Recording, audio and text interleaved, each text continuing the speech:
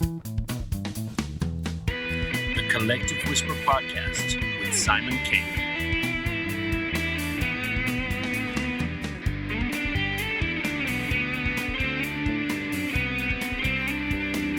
Okay, welcome to Collective Whisper, Gets to Know. And this week on the show we have Mr. Eoin Finnegan. And Eoin is all the way from Dua in Achill Island via Hoboken, New Jersey. Eoin has been living in New York for over 20 years now and runs a successful bar in Hoboken named Finnegan's. Today, Eoin joins me from New Jersey via a virtual link to tell us about his story and life so far. Welcome, Eoin. Hey, Simon, how are you? Good. Welcome to the show. Great to be here. Thanks. You're our debut guest, the most important one. I hope this show is a success. Well, I hope so. This could be the one and only. It's all good. Yeah. Don't worry. Well, and it's compulsory on this show to have a drink, even if it's Fanta or Coke. So you have a drink in your hand. So we'll do a cheers first. Cheers. Cheers. Clink, clink. I'll have to get some sound effects for the clink, clink. So tell me, Eoin, how is at the moment for you? How is life? How's the weather? The weather? Life is okay right now. It's busy.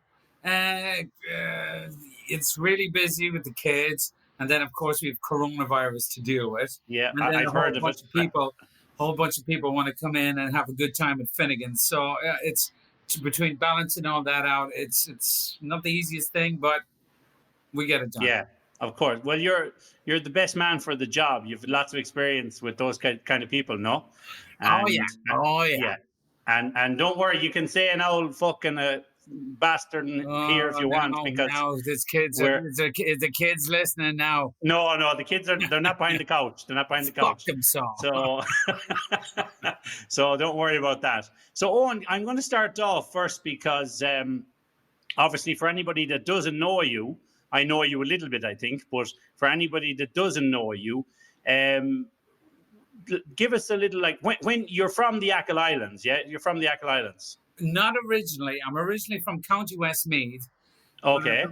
At the ripe old age of, I'd say 15 or 16, I moved to Achill Island from Westmeath, and I met some great people there, so that really became my home then. So let's go back to before Achill then. Tell us a little bit about Westmeath, and like you were in your early teens. How was life there like that? Well, being a teenager, listening to Nirvana and having good times, going to school, normal Midland Ireland teenage stuff. Yeah.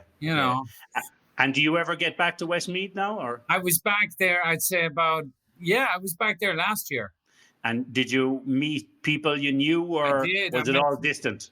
No, I did. I met some people that I knew, and it was like a 2-week visit, and all between Galway and Achill and Westmeath. We got it all in about 2 weeks. So met some people, brilliant. Said hello, said goodbye, and there you go. And of course, there would be, even though it's Ireland, you would have different kind of people in Westmeath as opposed to Achill Island, no? Oh, yeah. And those people wouldn't know each other. So when I do go back to visit, I'm visiting a lot of people. Yeah. And tell me then, when you moved from Westmeath to Achill Island, was it more rural for you, or how was it? It was like moving to the moon, because it was all from Westmeath in the middle of Ireland, then moving to the ocean, very scenic and nice. But at the time, I didn't really want to go, but things were different then, and I was forced to go. But looking back on it, I'm glad I did, because I met someone. I think my life just took off from there. Yeah, okay. And was it, like you were 15, 16, you said, so were you going into what, second year or third year in school? I was finished third year. I was fourth year, I'd say.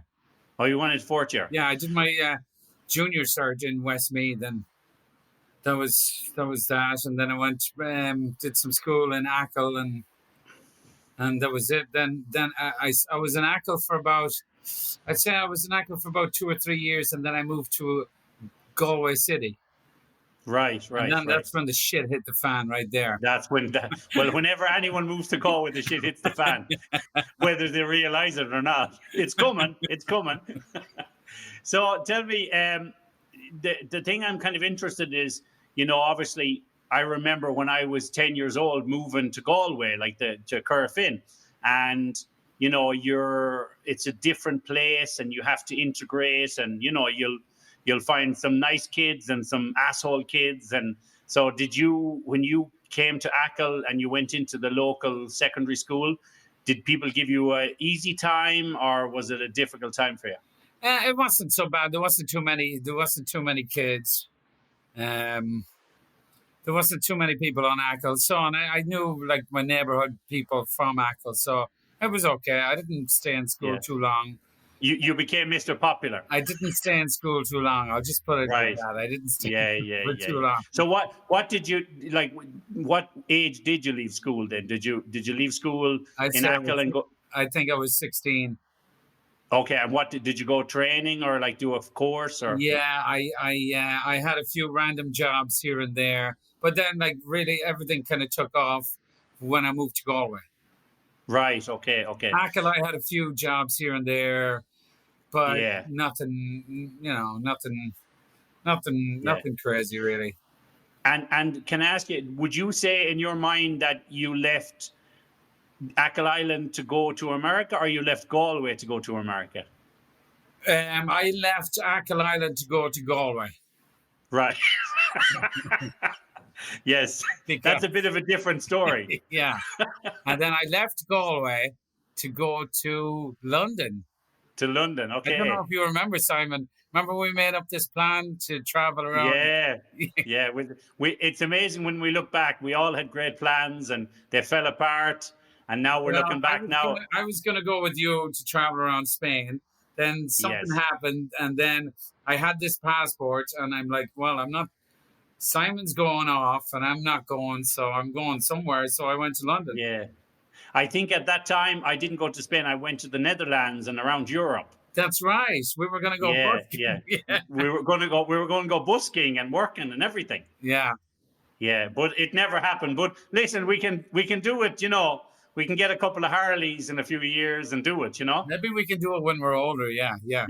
Well, that's a few years yet, but when your beard is completely grey, we'll go, right? Yeah. Well, I'll shave it off before it does. Yeah, shave it off before that. Yeah. And tell us then, what was your experience living in Galway? Did you really enjoy Galway? Was it a good time for you? Yeah, it was the best time. Looking back on Galway with some of the best memories. Crazy times, but good times all the time. Yeah, Galway, I think, when I tell people in Spain about Galway, and I say to them, it's a very small city, but culturally it has it going on. I mean, there's so much happening there. And, of course, now it could be different. And we can be a little bit nostalgic looking back. But, it was a great city, and it still is a great city. And, students who go there now probably still have an amazing time, and they make friends for life. And, when you consider how we met, you were from Achill, and I would have never gone to Achill at that time. And, and all of a sudden there was this group of people from different places just kind of meeting up and getting drunk and getting high. And that's exactly what was going on. But I was the only one who had like a job. Everybody else had no job, but yet they could afford to live. Yeah. You were very professional, I remember at the time. I remember, being in an apartment and a room with 5 or 6 people wasted, stoned, whatever, on some sort of substances, and you would be ironing your shirt to go to Dunstores. Yeah. I think what it was, I always remember you had the party mood, but then at a certain time in the evening or at nighttime, it'd turn off and you'd get this like professional focused mind, and you'd say, I have to iron my fucking shirt, and you'd go and you'd iron your clothes. Well, I think everybody else was on the dole. For some reason I wasn't on the dole. I just worked. I just worked. You were like the father of the group. You had to go out and support everyone. Pretty much, yeah. Everybody was having a great old time while I was doing my 8, 9, 10 hours.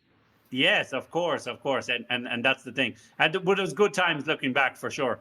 And tell me, so when you went to America, what year was that? When did you go? What year? 99. 1999. So Yeah. you went just before the Millennium Bug and the whole new millennium. Yes, I wasn't in Ireland for the change of the currency or the whole the Celtic Tiger.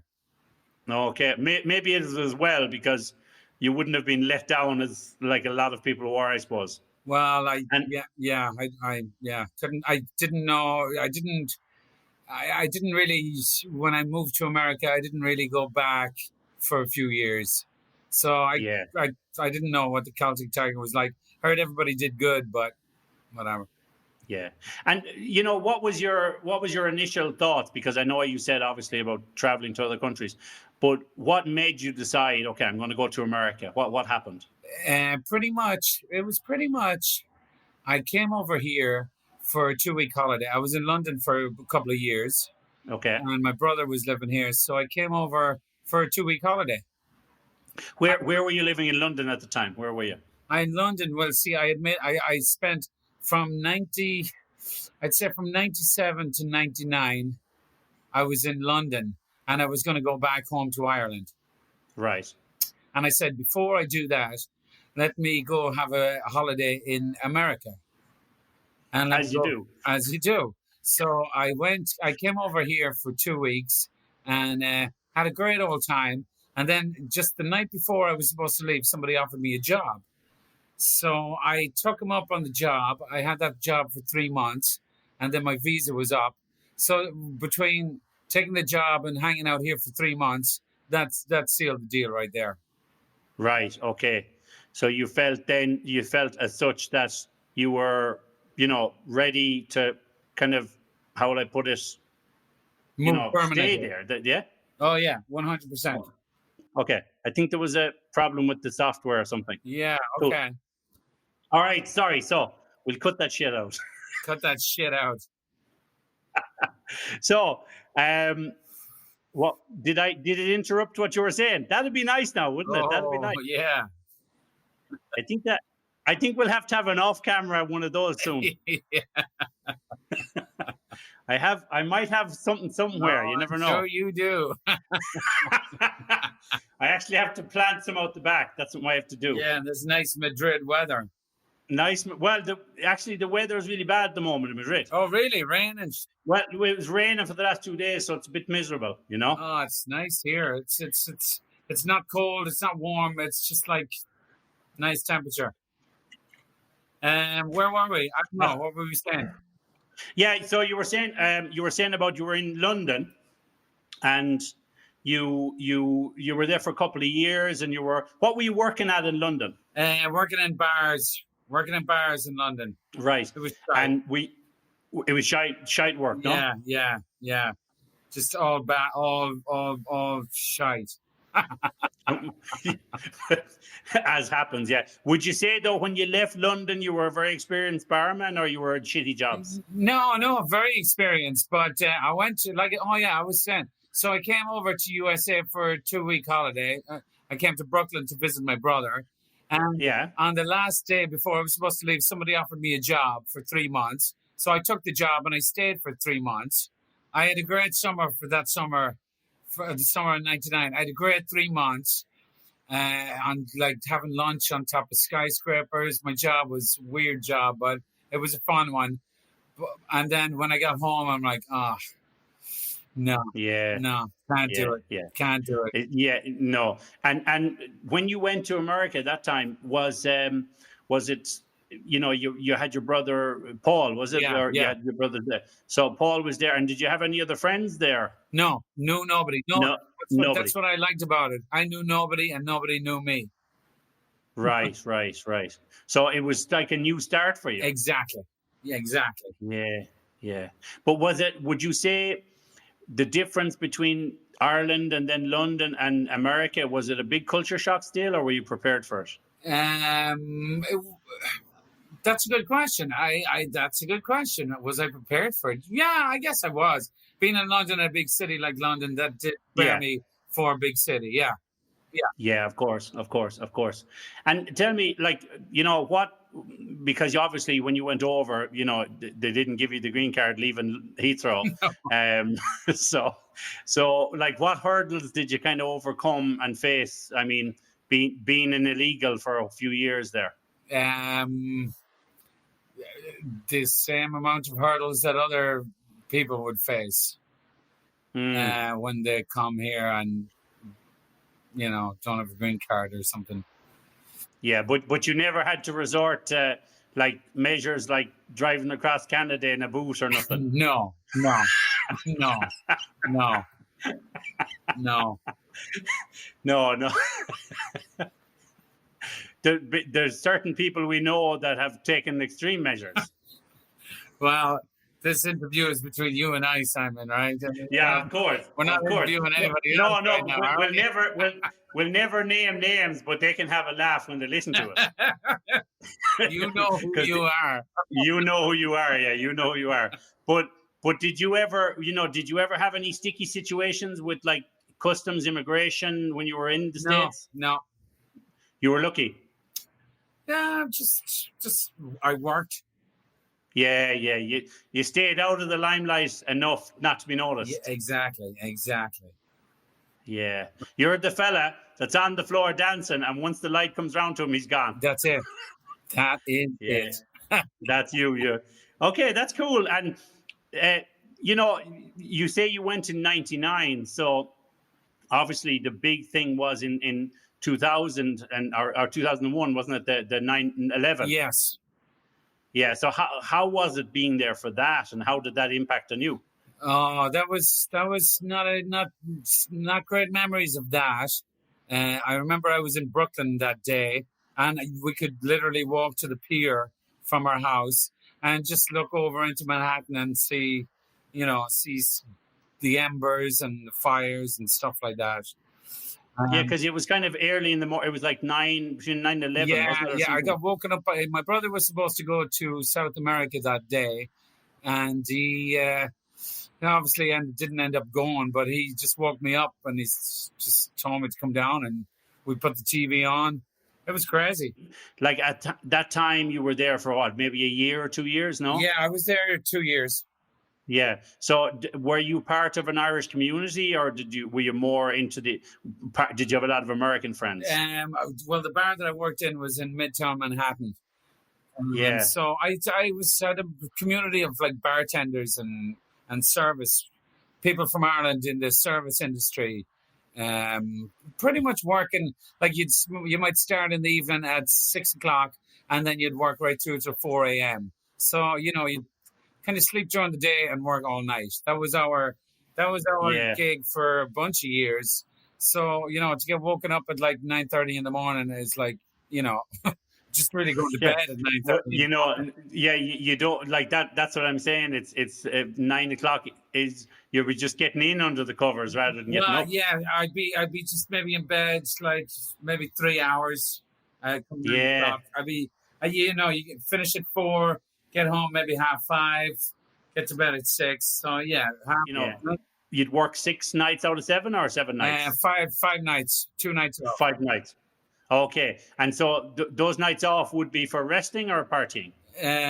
1 night for partying and 1 night for resting. Okay, or maybe 2 nights for partying and no time for rest. No time resting in the bar when there's nobody there. Yeah, exactly. Now, the old guy. Great times. Great times. And was it a case of, you know, did you have a kind of routine every night when you finished? Like if you finished at 6 in the morning or 5, whatever time, it depends on the bar. Did you have a routine where you'd go for breakfast then or you'd wait? No, we'd just go home. You go home, yeah. Because I suppose going for breakfast and stuff, you couldn't do that every morning or your wages wouldn't be worth nothing. Well, you'd be the size of a small elephant if you went exactly. And then straight to bed. Exactly. And you must have some great stories, obviously, you know, having worked because you worked in Chelsea and Midtown Manhattan and all these different places, didn't you, in New York? Yeah, all over. You name it, I worked in there. Whether I got fired or I liked it, I worked there. Tell us about your worst job. Tell us about the worst job you had and the worst experience, like the worst boss. Oh, in New York. There was one guy. There was one guy that I worked for in the Pig and Whistle. He was a right dick. He was Irish guy too. His name was I think a Limerick guy. What a dick that guy was. I think uh, he said he owned the Pig and Whistle, but I think he was just like Leasing it or something. no, or... he was like sniffing arse of the guy who did own it, and Oh, okay. So I forget his name, but he was a dick. Anyway, I did a great job, and then he let me go because he wanted to hire a girl with all those other parts, So Right. You didn't have them at the time. You're still working to get them. I'm trying to forget his name. I'd like to call it out on air. Yeah. Fucking Limerick guy. What's Kieran somebody? I don't know. If you remember it, we'll try and broadcast down Limerick. Please broadcast it. Pig and Whistle, Midtown Manhattan. What a dick. Yeah. Wow. Okay. So Kieran from the Pig and Whistle, Midtown Manhattan, around 2000 or something. He was a bit of an asshole. If you're out there, Kieran, call us right now. Yeah. Call us right now. There's no number. And last I heard, that Pig and Whistle closed down. So he did a great job. Well, they didn't know what they lost when they kicked you out. And what about, tell us, the clients you meet in those bars? You can meet all sorts of drunkards and, did you ever go to mad parties where you felt like I shouldn't be here? Oh, yeah, all the time. But I didn't feel like I shouldn't be there. You felt like you should be there. Exactly. No, yeah, it was a good time. It was a good time. Yeah. But it was just a lot of work, like 5 nights a week till different time of the morning. I remember one bar I worked in, I met the band Biffy Clyro. Oh, Biffy Clyro, from Wales. From Wales, they're Scottish. Oh, yeah, Scottish, you're right. Sorry, I met them one night. Yeah. This is like, oh my God, this could be 2000, oh my God, 2000 and something. Anyway, they were playing, and I was working in a bar, 25th Street, 3rd Avenue, called Fitzgerald's, and there was a little small 500 person seat venue around the corner. Okay. So they came in, and they were obviously like, I'm like, oh, God. I was their bartender, and I'm like, oh, guys, you're on holidays or what's going on? And they're like, kind of a working holiday. And then they said they were playing a gig. Oh, good. Oh, what's the name of the band? And they're like, Biffy Clyro. And I'm like, good. Never heard of you. Very good. Yeah. Yeah, I'm sure I'll hear of you. I'm sure I will hear of you. Yeah. And they were that's brilliant. We drank lots of tequila together. Yeah. And from what I've seen of them in interviews and stuff, they seemed like nice guys, and so that was cool. Yeah, they came in like 2 or 3 nights in a row. We had a crack, we had a laugh. It was good. Did you go to see them again? They invited me, but I'm working. Like, what am I going to do? Yeah. Take a night off. No, I couldn't get it off. Couldn't get it off. No. And but I'm sure, obviously, in the New York bar scene, you will meet all sorts of people, and you'll meet people who are very nice and assholes and so on. But did you find that if you started in one bar, that the clientele would be more upper class, or did you find differences in some bars like this? It was just depending what neighborhood you worked in. Right. Okay. It really depended on the neighborhood and what area of town you were in. But like, back then there was plenty of work. Like plenty of work. Yeah, and your brother. Give a shout out to your brother. His bar is called St. James Gate, and it's on 81st Street on Amsterdam Avenue in Manhattan. Yeah, and I've been there with Eoin once, so it's a really good bar. Yeah, really nice bar, really good. And his brother Paul is a good guy. He makes you feel welcome. So if you're ever in that side of town, you have to go to New Jersey first. But if you miss New Jersey, go to St. James's Gate. You have to go. So listen, let's talk. We're going to come back to your bar later. I want to hear all about your bar and everything. But let's talk just on a more serious note about America right now, because now you're there 22 years, or 21 years? Yeah, 21 years. So yeah, how has it changed for the better or for the worse for you?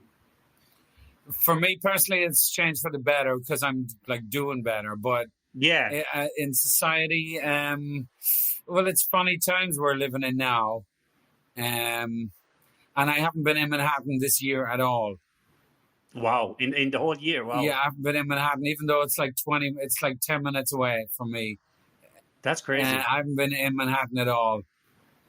Wow. So is it for you? Are you just kind of avoiding it because of the Yeah, coronavirus, or yeah, pretty much. yeah? Yeah, I've been out to Brooklyn. I'll drive past it, and but I just have no reason to be like you're taking public transport right now. It's just people aren't Nightmare. doing it right now.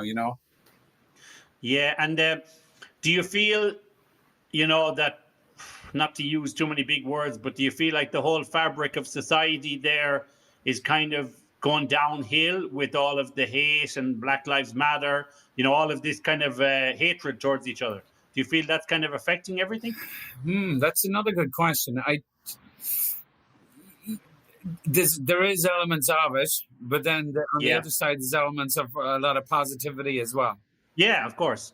Yeah. But being a barman and being a bar owner, you always get different people sitting at the bar, and you can get a guy that can come in and he can be the nicest guy in the world or seem like that, but after 6 Jack Daniels and 7 beers, Yeah, maybe I've had them in quite recently, and they're a Scottish couple, and what a fucking nightmare.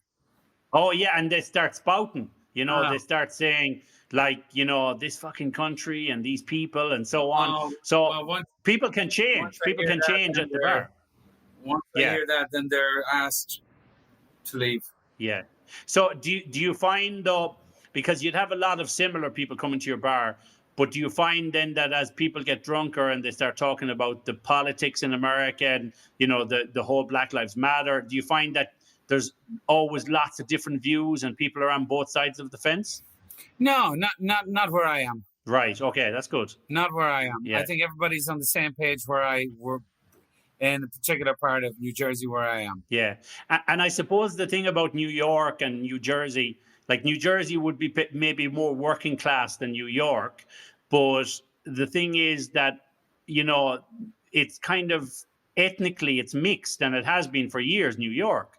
So maybe in other parts of, America, things are more heated and there's a big divide between communities, but maybe in New York, New Jersey, it's different. I think like they call it the tri-state area, New York, Jersey, and Connecticut. We're kind of the same. We're very democratic and realistic. Right. Cool. And obviously with the elections coming up and Mr. Trump and Mr. Biden, November 4th, isn't it, the elections? Third, sorry. So now do you feel like, are things heating up as regards the presidential campaign?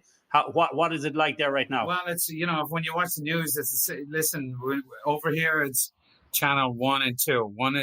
One being pro-Trump and the rest is like, not against, but like the other ones don't lie, basically. Yeah. And it's hard to know what to believe. I mean, come on. I mean, it's funny. I can say to you, do you feel that when Biden gets in, but I mean, nothing is guaranteed because we know with, fixing elections and corruption, anything can happen. Yeah. So, I mean, nothing's going to be resolved until, I guess, November 3rd, 4th or 5th. On the 5th, we'll know for sure. But I mean, it's like, yeah, because for me and a lot of people in Europe watching this, you kind of feel like Trump has done so much that there's no way he can stay in. Yeah, he's done so much damage that there's no way he can stay in power, and there's no way people can vote for him. But it's amazing how many Republicans are out there that obviously they feel Trump has done good for them, and maybe they don't care about greed and power.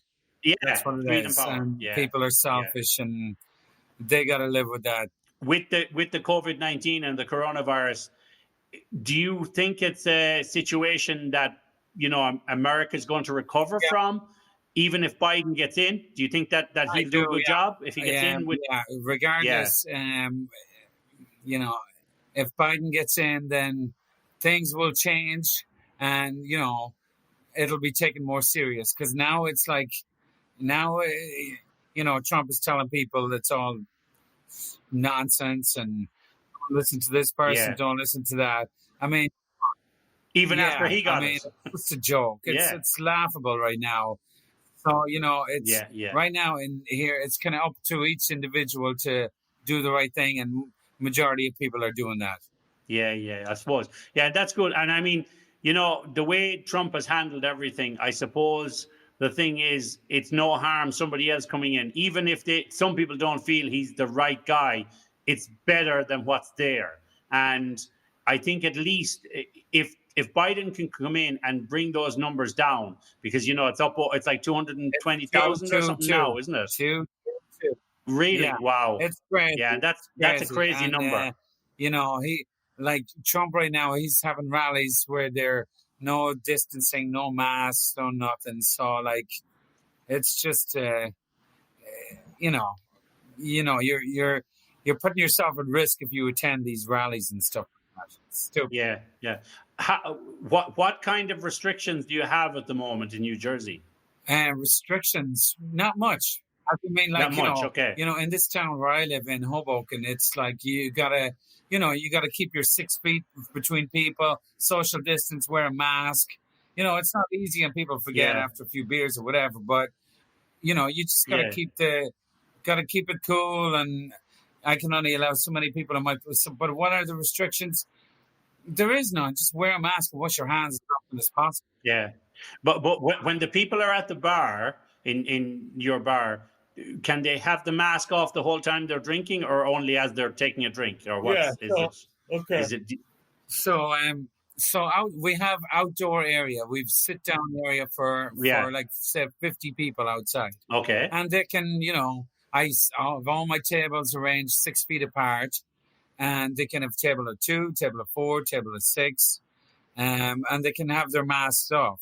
If they walk into the bar or go anywhere in the bar to use the restrooms, masks on. If you're dining inside, okay. sorry, if you're dining inside, you can take your mask off when you're seated at your seat. But if you get up to walk around or do anything, you got to wear your mask. Yeah, well, what we have in Spain here at the moment is kind of this system where it seems to be everything is locked down, but if it's something you can spend money in, you can go and do it. Isn't that convenient? So yeah, I think around the world, governments are kind of saying, "Oh, you need to be safe, you need to do this, but you need to keep spending money." That's important. So let's talk about your family and stuff. So you have 2 kids. Tell us about your kids. I have my son Ronan, he's 12, and my daughter Fiona, she's 9. Oh, brilliant. And are they disrupted a lot by what's happening at the moment, or is it affecting them? They're disrupted. It's not like negatively affecting them. They're pretty positive kids, so they're just getting on with it. They understand exactly what's going on, so they're pretty good about it. That's good. So do you think Monica's your wife and she's from America? So do you think that, like, as a family, do you think that it's affected your all of your mental health and stuff? Do you think it's affected you in any way like that? Not negatively. I wouldn't say in a negative way at all. It's just, look, this is the way it is. This is what's happening. So yeah. And let's I want to get off this whole coronavirus because it's a pain in the ass. But I have to ask the question because I just got a coronavirus test today. You know that, Simon. Oh yeah. You told me that actually before we did the thing.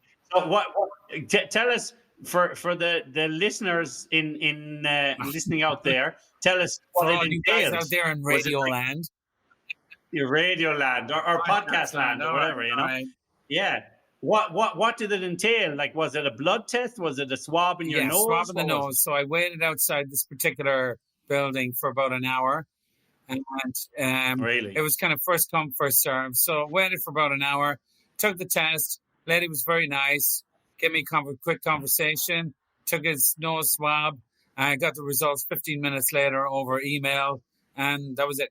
Done. Well, that was fast. So the first question I have to ask you, was the swab sore in your nose? Not at all. Not at all. Because I haven't actually had a test, even though I had COVID. But the problem in Spain was they didn't have any tests here. So it's one of those things where, you know, some countries are well prepared and others don't want to spend any money.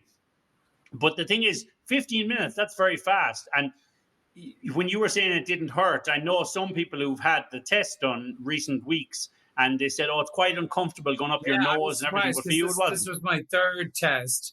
And the first two, they kind of went back a little bit. But this one was, the one there was, just went around the nostril and that was it.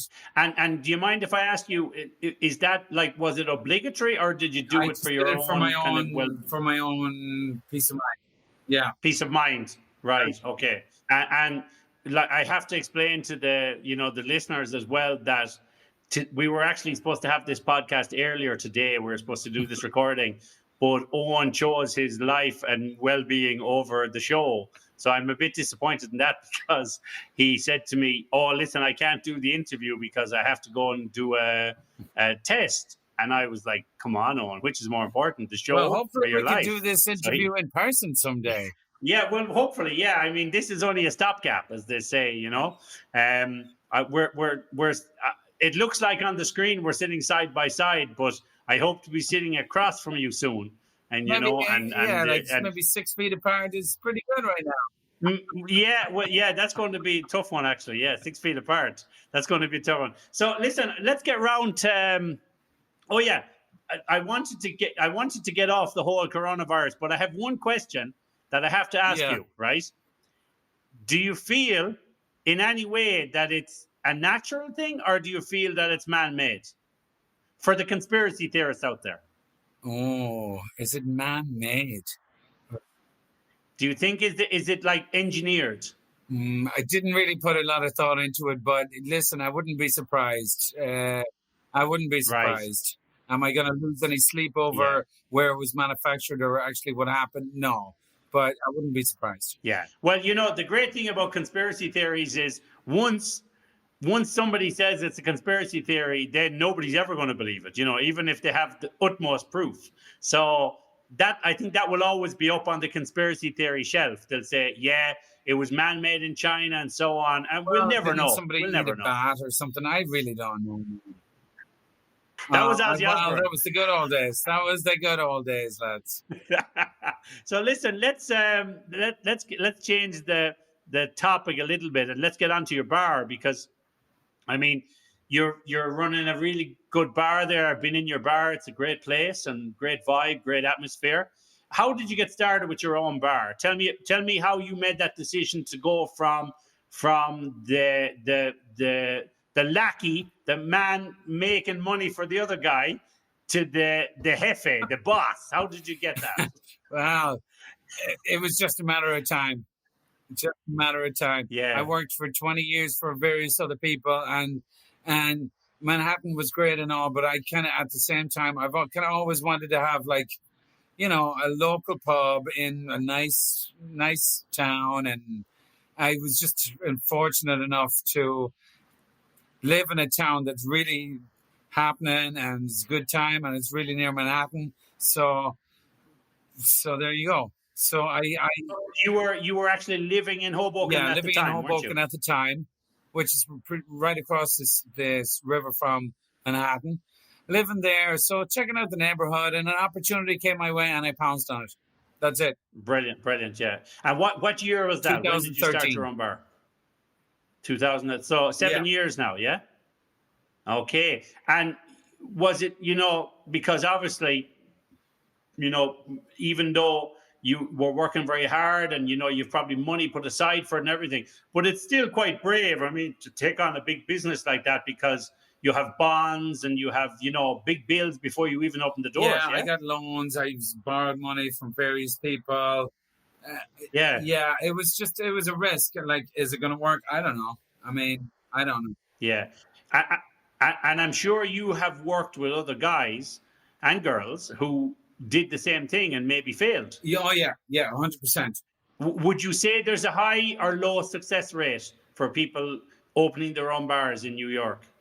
It depends on your mentality. I mean, if you've got nothing, like, for me, it was like nothing else. It was like, it's either this or else.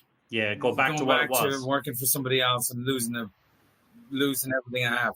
Yeah. And did you, because your brother had his bar open since when? Oh, When he did opened Paul up. open his Oh bar? my God, I'd say 2010 maybe. Right. So do you feel that you kind of learned things from him and what not to do maybe and stuff? Yeah, yeah, yeah. Yeah. Okay. But that was good. I mean, it's good to have a friend or a family member who's already gone through it, and you It's kind of good. maybe hear Between what they myself and say. my wife Monica, we did it together. We go and Monica's Right. Right. father was Yeah. very handy with some carpentry, so we made it look as best we Okay. could. And I guess I just made connections throughout the years of me starting it in 2013. Yeah. Yeah. And that helps because when you know people who can help you at the start and through the journey, I mean, it makes it a little bit easier. Oh, No. 100%, yeah. For sure. For sure. And if I tell me what thing, this is a question, it's a bit cliche, but what thing do you wish you had known when you started it that you know now? That's another good question. What did I wish I knew? Well, there is another saying that you'll never work as hard for anybody else as you will for yourself, and this Yeah, is of course, finding of out to course. be very true. It's all on me. Between paying all the bills and keeping the doors on and the staff and the food, the this, that. It all has to be Yeah, done yeah, yeah. all the time. 7 days a week. But you have from visiting your bar, you have I found you have a great attitude at the moment when you are balancing your family and the bar, in the sense that a lot of other bar people and people who've started bars, whether it be in Ireland or New York or Achill or wherever, they fall to the demon drink. They fall by the wayside and they can't handle it. Yeah.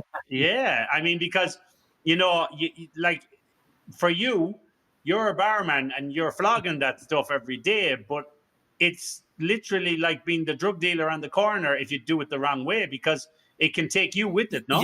Yeah, it can. But I've never listen. Who doesn't enjoy a drink? But I've seen on your Instagram and Facebook accounts, and everybody can check out Finnegan's Pub on Facebook and Instagram. And I've seen you have some craft beers and stuff. Are they from small time breweries, or yes, what's the situation? so there'd be one craft distributor. So they Right. would get all the beers from all the small breweries. So I'm not really going to. I'm kind of going to one person for all the cool craft beers. Yeah, yeah. What's your big seller at the minute? Right now it's called Cane. Cane, like Cane and Abel. Kane. They do great beer and it sells, and it's delicious. And is it It's like an IPA, yeah. or what kind of beer is it? Really? So do you find the IPAs are the bigger sellers in the craft beers? Definitely. IPAs, Cane beer, IPA, from New Jersey, big seller, big business, big seller.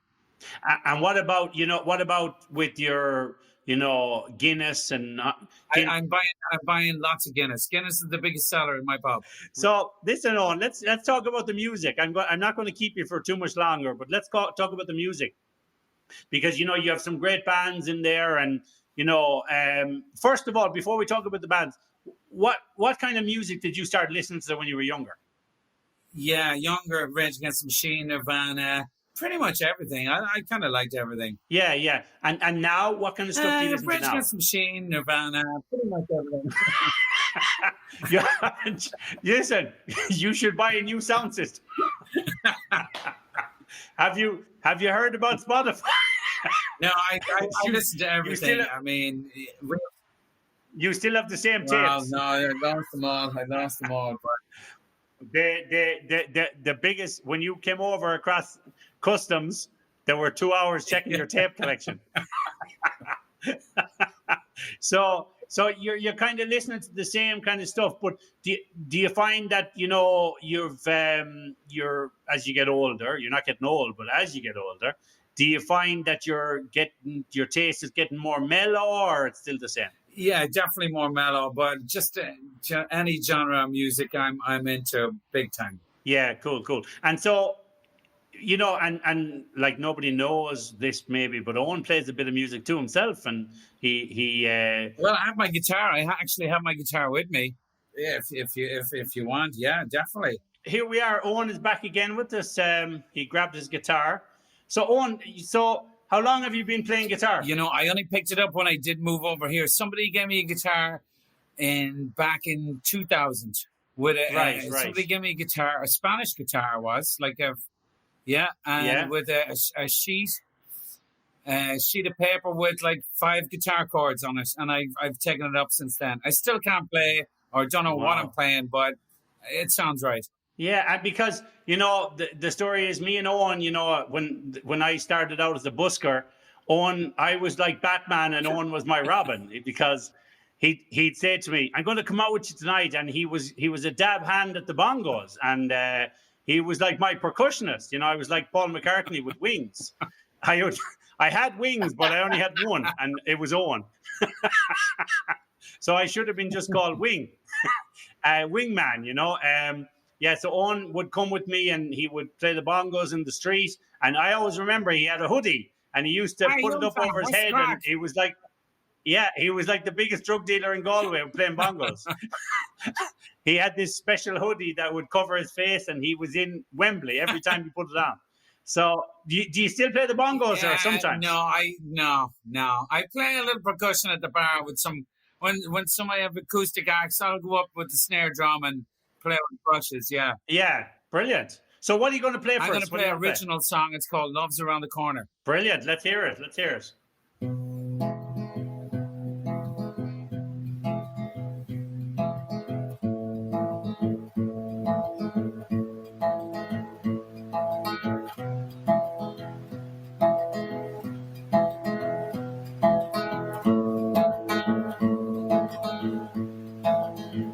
I'm tired of sleeping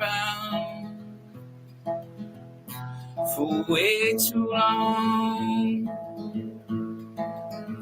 My arms are heavy, but I'm still going strong. I've been tied up, tied down, turned around.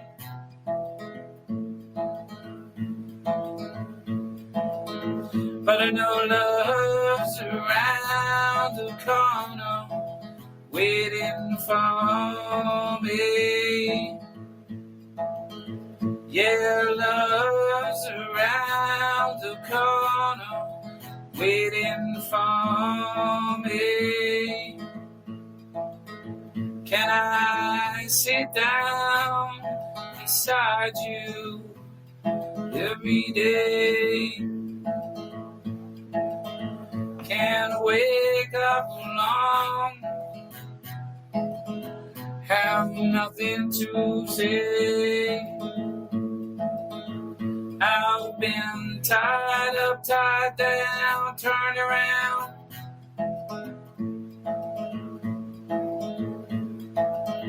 But I know love's around the corner, waiting for me. Yeah, love's around the corner, waiting for me.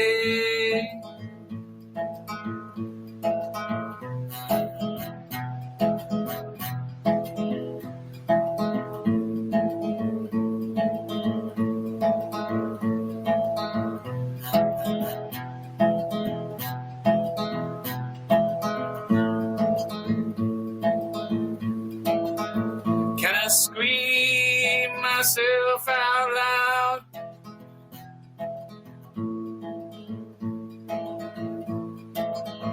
But then again,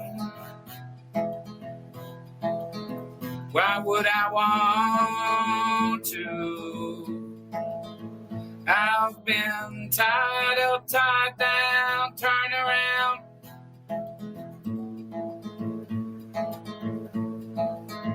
But I know love's around the corner, waiting for me. Yeah, love's around the corner,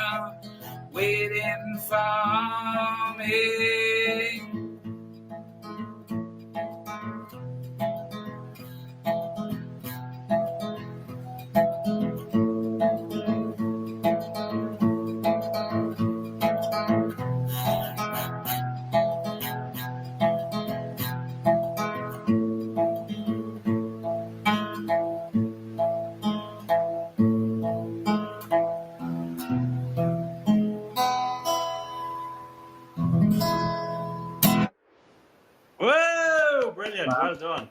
Really nice. Sorry? Really nice. And really nice. That's really nice. I remember you played that song for me once. I played that for my cleaner. That's right. That I'm going to tell that story because once I was in the bar with Eoin and it was like 6 a.m. or something, and I think we had been to Uptown, Midtown, downtown Manhattan, all of those, Trump Tower, everything. We had been all over New York, and it was time to go home, and then we remembered Eoin had a bar. So when you can't get fish and chips at 6 a.m. and your friend has a bar, you take advantage of this. And I kind of pushed him in the door. I think he didn't want it. He was like, "No, we can't go into the bar. It's unprofessional." But we went in, and of course we sat at the bar and we had a nice quiet beer, as you do at 6 a.m. after having 25 beers. And Owen's cleaner walks in. And what was her name? Maria. Maria. What was her name? Yeah, and because I speak some Spanish, I was speaking Spanish to her, and Eoin was singing, and I didn't tell Eoin she was there. He didn't see her, and Eoin saw her. Then he said, "I can't sing in front of the cleaner," and I was like, "Why? Why not? She's a woman. She probably loves music." And so he kept playing, and she gave her a big clap at the end, and she said, "Qué bueno, está bien, muy bien, muy bien." She was like, giving it everything, and it was great. I mean, she loved it. So it's a good song. It's a great song. When did you write that song? How many years ago? 2013. Oh, so around the time you opened the bar. I wrote it in the bar. And do you ever write any other songs or? I've got lots of songs. I've got about maybe 15 original songs. Wow! And do you play them sometimes in the bar? Yeah, mostly open mics. Oh, brilliant! Yeah. So listen, I have a last few questions for you. I'm going to let you go. So here you said, if you could look back and talk to your 18-year-old self, what would you say to him? Don't work too hard. Don't work too hard. Well, I don't know. No, that's not good advice. Well, maybe you wouldn't be where you are if you didn't work too hard. Maybe I could be in jail. Yeah. Well, I think the new saying is work smart, not hard. Yeah, but it's funny because when we were younger, nobody ever said work smart, not hard. So I mean, it's not. It does. You don't have to be Einstein to think of that. But nobody ever said it. In carpentry, measure twice, cut once. But I always say, measure once, cut twice. Yeah. Or as my boss said to me in the first few weeks I was training to be a carpenter, he said, "You're like lightning. You never strike twice in the same place." And he was talking about my hammer skills, So listen, okay. And here's the thing, right? Do you ever see yourself going back to Ireland to live, like even in retirement, or do you think 2 you months do? out of the year? Oh, so it'd be a 100%. seasonal thing, right? Okay, but I mean, you could never see yourself settling there full time. No. And is that more to do with the weather and stuff, or? It's not so much to do with the weather. I think I just want to like 2 months here, 2 months there, a couple months here. Let's go there. But when you're 65 and maybe you have sold the bar or handed it on to your son or whatever it may be, and you say, "Okay, I'm gonna go on a camping or driving in my RV," do you think you go, something? I think I might like to move back to a cottage in Achill on Keene for 2 Bay. months. Yeah, for 2 months only. And 2 months might be even a stretch. That's it. Right. And maybe two. And another. My last few questions now. What do you miss from Ireland that you can't get in America, or like that you can't experience? What do you miss? I think I miss Achill a lot. I think I miss just the sense of it's a beach and it's kind of chilly and it's kind of nice and it's rainy. I miss the. Yeah. I like the trad. When I was a kid, I didn't like trad at all. Missed that a lot. I've grown to like it more over the years. I kind of miss the crowd. Miss the wit, the sense of humor. But otherwise, no. Yeah, brilliant. And just on a side note, when was the last time you were in Achill? I think last year. I don't know. I think it was last year. Yeah, okay, no, so it was wasn't last too year. long. We had a huge family reunion It was great last year, yeah, for my Brilliant. brother's thing. Yeah. Brilliant. Okay. And my very last question of the night, Mr. Eoin Finnegan, what are your ambitions for the future for yourself? Just to continue at Finnegan's Pub, maybe open up another pub somewhere else. Okay. In America, in New York and so on? Yeah. Yeah. I'm just trying. Not in Achill. I would never say never. Who knows? Anything is possible. And can you like to finish off? What what would you say to the people right now? What would you be your final quote? No, just regarding coronavirus, it's going to pass. I predict this time next year. Where are we today? So it's going to be 12 months. So, just knuckle down. Stay positive. Knuckle down. Stay positive. It's going to pass. It happened before our lifetime. Hopefully, it won't happen again. And if it does, it'll be after our lifetime. But I really think it's going to pass, and we're going to come out the other side better and stronger. Brilliant. Thank you very much, Eoin. It's been a pleasure talking to you, and you've given us some good advice. And tell all your listeners out there, it's not iPod, it's what? It's podcast. Podcasting. Tell everybody out there in podcast land, if you're ever in New York, New Jersey area, please come visit Finnegan's Pub, 734 Willow Avenue in Hoboken, New Jersey. The crack will be had, pints of Guinness flowing, music, good times. Come and enjoy yourself. Well, if I ever saw an American plug trying to fit into a European socket, that was it. That was a good plug, and that's the way to do it. That's what we want, free advertising. That's what you want. Eoin, thanks very much, and it's been a pleasure talking to you as usual. And thanks for the song as well. Listen, that song, I could have sang it better, and I need to restring the guitar. So don't worry. Even if you had no strings, it would have sounded good. We're going to go on the fly with that one. Yeah. We'll edit it. Look, I'll put you in auto-tune, tune the shit out of it, and I'll put in a Stevie Wonder keyboard, and we'll make a remix of it. Simon, this is fun. Who's your next guest? I can't say. All I can say is that she used to be on Baywatch, and she wears a red swimsuit. I can't wait. It's a crab. So listen, Eoin, thanks very much. We appreciate it. It's been a pleasure. And thank you very much, everybody, for tuning in. And we will see you on the next episode. And actually, the next episode is going to be with Mr. Colm Farrell. He's a native of Tuam, and he's a man that maybe Eoin doesn't know very well, but I know him pretty well, and he's a big advocate for Stamp Out Suicide, and he's doing a great job of preventing this in Ireland and England and all around the world, I think. So we're going to talk to him next week's episode. But all I'd say, thanks very much to Eoin. It's been a pleasure, and we'll talk to you again soon. And always, remember, always look at the bright side of life. Good luck. Yes, look on the bright side of life. And thank you very much, guys. Good night. Cheers.